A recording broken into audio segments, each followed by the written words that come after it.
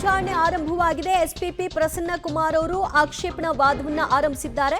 ದರ್ಶನ್ ಮಧ್ಯಂತರ ಬೇಲ್ಗೆ ಸಂಬಂಧಪಟ್ಟ ಹಾಗೆ ಈಗಾಗಲೇ ಅವರು ಅರ್ಜಿಯನ್ನ ಹಾಕೊಂಡಿದ್ದಾರೆ, ಬೇಲ್ ಅರ್ಜಿಯನ್ನ ವಿಸ್ತರಣೆ ಮಾಡಿ ಅಂತ.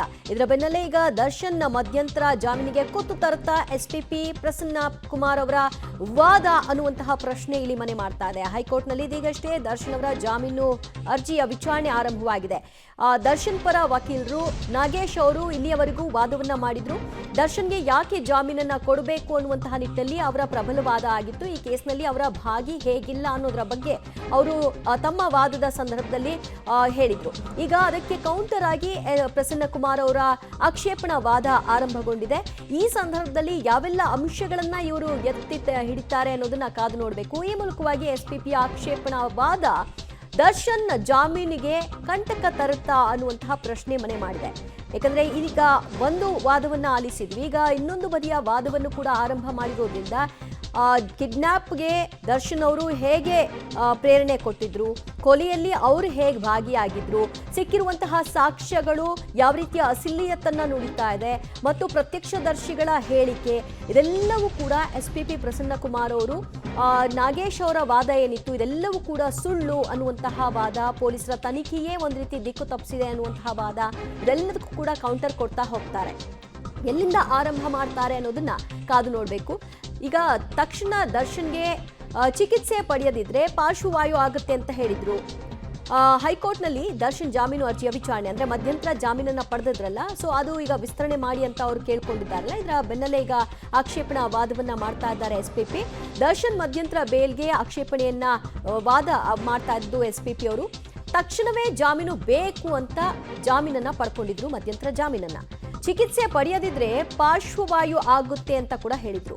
ಹೈಕೋರ್ಟ್ನಲ್ಲಿ ದರ್ಶನ್ ಅರ್ಜಿ ವಿಚಾರಣೆಯ ಸಂದರ್ಭದಲ್ಲಿ ಈ ಹಿಂದೆ ಅವರು ಯಾವ ರೀತಿಯ ವಾದವನ್ನ ಮಾಡಿ ಮಧ್ಯಂತರ ಜಾಮೀನನ್ನ ಪಡ್ಕೊಂಡಿದ್ರು ಅನ್ನೋ ಪ್ರಸ್ತಾಪವನ್ನ ಮಾಡ್ತಾ ಇದ್ದಾರೆ. ಅಂದ್ರೆ ಇಲ್ಲಿಯವರೆಗೂ ಕಾಲಹರಣ ಆಗಿದೆ ಅನ್ನೋದನ್ನ ಮುಂದಿನ ಹಂತಗಳಲ್ಲಿ ಅವ್ರು ಹೇಳ್ತಾ ಹೋಗ್ತಾರೆ.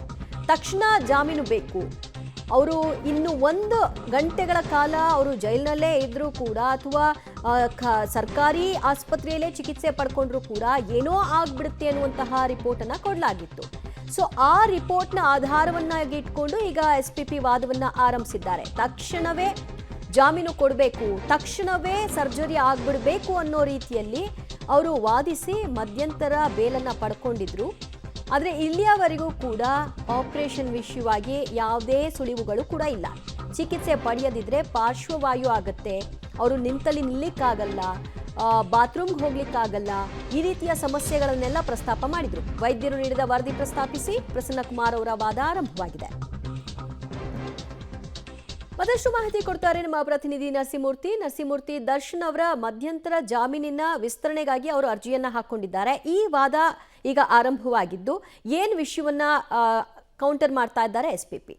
ದಿವ್ಯಾ, ಇದೀಗ ದರ್ಶನ್ ರವರ ರೆಗ್ಯುಲರ್ ಜಾಮೀನಿನ ಅರ್ಜಿಯ ವಿಚಾರಣೆ ಮುಗಿದಿತ್ತು. ಇದೀಗ ಅದಕ್ಕೆ ಪ್ರತಿಯಾಗಿ ಕೌಂಟರ್ ಆರ್ಗ್ಯುಮೆಂಟ್ ಅನ್ನ ಎಸ್ಪಿಪಿ ಅವರು ಆರಂಭವನ್ನ ಮಾಡಿದ್ದಾರೆ. ಅಂದ್ರೆ ಈ ಹಿಂದೆ ಇವತ್ತು ಅವರ ಮಧ್ಯಂತರ ಜಾಮೀನಿನ ಅವಧಿ ಏನಿದೆ ಅದು ಮುಂದಿನ ವಾರ ಮುಗಿತಿದೆ, ಇನ್ನೂ ಕೂಡ ಟ್ರೀಟ್ಮೆಂಟ್ಗೆ ಸ್ಪಂದಿಸ್ತಿಲ್ಲ. ಹೀಗಾಗಿ ಆ ಮಧ್ಯಂತರ ಜಾಮೀನಿನ ಅವಧಿಯನ್ನು ಎಕ್ಸ್ಟೆಂಡ್ ಮಾಡಬೇಕು ಅನ್ನೋ ನಿಟ್ಟಿನಲ್ಲಿ ದರ್ಶನ್ ಪರ ವಕೀಲರು ಹೈಕೋರ್ಟ್ಗೆ ಅರ್ಜಿಯನ್ನ ಸಲ್ಲಿಕೆ ಮಾಡಿಕೊಂಡಿದ್ದಾರೆ. ಅದರ ವಿಚಾರಣೆ ಇನ್ನಷ್ಟೇ ಆರಂಭವಾಗಬೇಕಿದೆ. ಈಗ ಸದ್ಯ ಆರಂಭವಾಗಿರೋದು ಈ ಹಿಂದೆ ಅಂದ್ರೆ A1 ಪವಿತ್ರ ಗೌಡ, A2 ದರ್ಶನ್ ಸೇರಿದಂತೆ ಇತರ ಆರೋಪಿಗಳ ಪರ ವಕೀಲರು ಹೈಕೋರ್ಟ್ನಲ್ಲಿ ಜಾಮೀನಿಗಾಗಿ ವಾದ ಮಂಡನೆಯನ್ನ ಮಾಡಿದ್ರು. ಇದೀಗ ಅದಕ್ಕೆ ಪ್ರತಿಯಾಗಿ ಕೌಂಟರ್ ಆರ್ಗ್ಯುಮೆಂಟ್ ಅನ್ನ ಎಸ್ಪಿಪಿ ಪ್ರಸನ್ನ ಕುಮಾರ್ ಅವರು ಆರಂಭವನ್ನ ಮಾಡಿದ್ದಾರೆ. ಪ್ರಕರಣದಲ್ಲಿ ಈಗಾಗಲೇ ಮಧ್ಯಂತರ ಜಾಮೀನನ್ನ ದರ್ಶನ್ ಪಡ್ಕೊಂಡಿದ್ದಾರೆ. ದರ್ಶನ್ ಇಮಿಡಿಯೇಟ್ ಸರ್ಜರಿಯನ್ನ ಮಾಡಿಸ್ಬೇಕು. ಬೆನ್ನು ನೋವಿನ ಸಮಸ್ಯೆ ಏನಿದೆ ಅದು ತೀವ್ರವಾಗಿದೆ. ಹೀಗಾಗಿ ಆ ಬೆನ್ನು ನೋವಿನ ಸಮಸ್ಯೆಯಿಂದ ಅವರಿಗೆ ಈ ಪಾದಗಳಲ್ಲಿ ಸ್ಪರ್ಶ ಬರ್ತಿಲ್ಲ, ಇದನ್ನು ಹೀಗೆ ಬಿಟ್ರೆ ಸ್ಟ್ರೋಕ್ ಹೊಡೆಯುವ ಸಾಧ್ಯತೆ ಇದೆ, ಹೀಗಂತ ಹೇಳಿ ಮಧ್ಯಂತರ ಜಾಮೀನನ್ನ ಪಡೆದುಕೊಂಡ್ರು. ಆದ್ರೆ ಈಗಾಗಲೇ 2 ರಿಪೋರ್ಟ್ಗಳನ್ನ ಕೋರ್ಟ್ಗೆ ಸಲ್ಲಿಕೆ ಮಾಡಿದ್ದಾರೆ. ಎಲ್ಲೂ ಕೂಡ ಸರ್ಜರಿ ಆಗಿದೆ, ಸರ್ಜರಿಯನ್ನ ಮಾಡ್ತೀವಿ ಅನ್ನೋದ್ರ ಬಗ್ಗೆ ಎಲ್ಲೂ ಕೂಡ ಉಲ್ಲೇಖವಿಲ್ಲ. ಹೀಗಾಗಿ ಕಳೆದ ತಿಂಗಳು ಕೊಟ್ಟಂತಹ ರಿಪೋರ್ಟ್ ಇರ್ಬೋದು, ಮತ್ತೆ 15 ದಿನಗಳ ಹಿಂದೆ ಕೊಟ್ಟಂತಹ ರಿಪೋರ್ಟ್ ಇರ್ಬೋದು, ಈ 2 ರಿಪೋರ್ಟ್ಗಳಲ್ಲಿ ಎಲ್ಲೂ ಕೂಡ ಸರ್ಜರಿಯ ಬಗ್ಗೆ ಮಾತಿಲ್ಲ. ಹೀಗಾಗಿ ಅಷ್ಟು ತುರಾತುರಿಯಲ್ಲಿ ಬೇಕೇ ಬೇಕು ಜಾಮೀನು, ಇಲ್ಲ ಅಂತ ಹೇಳಿದ್ರೆ ಸರ್ಜರಿ ಅವಶ್ಯಕತೆ ಇದೆ, ಇಲ್ಲ ಅಂದ್ರೆ ಬೇರೆ ಬೇರೆ ರೀತಿಯ ತೊಂದರೆಗಳಾಗುತ್ತೆ ಅಂತೇಳಿ ತೆಗೆದುಕೊಂಡಂತವ್ರು ಇನ್ನೂ ಯಾಕೆ ಸರ್ಜರಿಯನ್ನ ಮಾಡಿಸಿಲ್ಲ ಅನ್ನೋ ಮಟ್ಟಿಗೆ ಇದೀಗ ಎಸ್ಪಿಪಿ ಪ್ರಸನ್ನ ಕುಮಾರ್ ಅವರು ಹೈಕೋರ್ಟ್ ನಲ್ಲಿ ತಮ್ಮ ಕೌಂಟರ್ ಆರ್ಗ್ಯುಮೆಂಟ್ ಅನ್ನ ಮಾಡ್ತಿದ್ದಾರೆ. ದಿವ್ಯಾ, ಬಟ್ ಅದಕ್ಕೆ ನಾಗೇಶ್ ಅವರು ಕೊಟ್ಟಂತಹ ರೀಸನ್ BP ನಾರ್ಮಲಿಗೆ ಬರ್ತಾ ಇಲ್ಲ ಅಂತ ವೈದ್ಯರು ಹೇಳಿದ್ರಿಂದ ಅವರ ಸರ್ಜರಿ ಮುಂದಕ್ಕೆ ಹೋಗ್ತಾ ಇದೆ, ನಾರ್ಮಲಿಗೆ ಬಂದ ನಂತರದಲ್ಲಿ ಸರ್ಜರಿ ಮಾಡ್ತಾರೆ ಅಂತ. ಇದಕ್ಕೇನು ಹೇಳ್ತಾ ಇದ್ದಾರೆ ಪ್ರಸನ್ನಕುಮಾರ್ ಅವರು?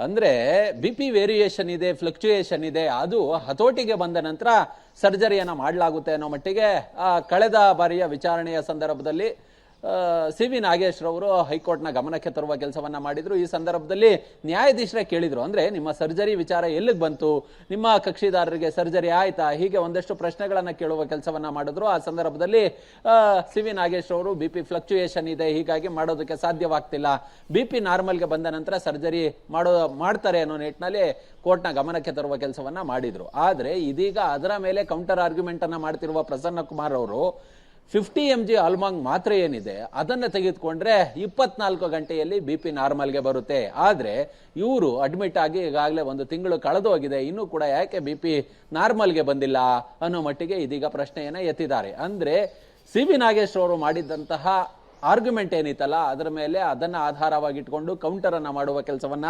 ಇದೀಗ ಪ್ರಸನ್ನ ಕುಮಾರ್ ಅವರು ಮಾಡ್ತಿದ್ದಾರೆ. ಆ BP ಟ್ಯಾಬ್ಲೆಟ್ ಅನ್ನ ತೆಗೆದುಕೊಂಡಂತಹ 24 ಗಂಟೆಯ ಒಳಗಾಗಿ, ಅಂದ್ರೆ 1 ದಿನದ ಒಳಗಾಗಿ BP ಕಂಟ್ರೋಲ್ಗೆ ಬರುತ್ತೆ.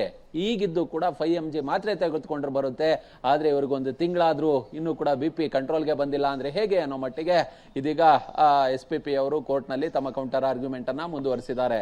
ಸದ್ಯ ಮಧ್ಯಂತರ ಜಾಮೀನನ್ನ ಹೇಗೆ ದುರ್ಬಳಕೆ ಮಾಡಿಕೊಂಡಿದ್ದಾರೆ ಅನ್ನೋ ವಾದವನ್ನ ಮಂಡಿಸ್ತಾ ಇದ್ದಾರೆ SPP ಪ್ರಸನ್ನ ಕುಮಾರ್ ಅವರು. ದರ್ಶನ್ ಮಧ್ಯಂತರ ಬೇಲ್ ತಕ್ಷಣವೇ ಪಡ್ಕೊಳ್ಬೇಕು, ಪಡ್ಕೊಳ್ದೇ ಇದ್ರೆ ಏನಾಗ್ಬಿಡುತ್ತೆ ಅನ್ನೋದ್ರೆಲ್ಲ ಹೇಳಿದ್ರು. ಈಗ ನೋಡಿದ್ರೆ ಮಧ್ಯಂತರ ಜಾಮೀನ ದುರ್ಬಳಕೆ ಆಗ್ತಾ ಇದೆ ಅಂತ